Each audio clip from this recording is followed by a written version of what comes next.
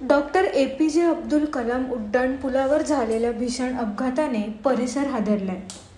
वाड्याहून चाविंद्रा रोडमार्गे नाशिकच्या दिशेने जात असलेल्या दुचाकीला भरधाव ट्रकने जोरदार धडक दिली। ही धडक इतकी भीषण होती की दुचाकीस्वार रस्त्यावर फेकला गेला। अपघाताची माहिती मिळताच निजामपूर पोलीस स्टेशनचे अधिकारी तसेच वाहतूक विभागाचे अधिकारी तात्काळ घटनास्थळी दाखल झाले।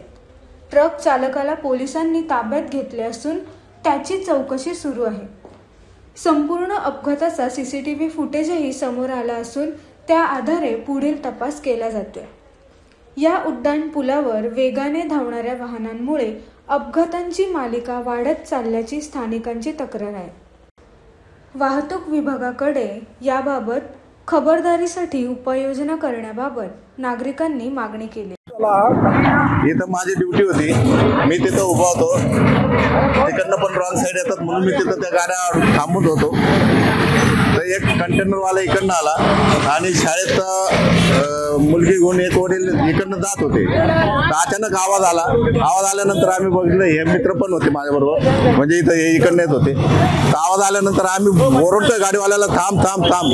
तर बगमॅनला ठोकली त्या गाडीने आणि ते वडील जेव्हा बोलायला लागले मेरी बच्ची तेव्हा आम्ही बघतोय तर गाडी खाली मुलगी होती।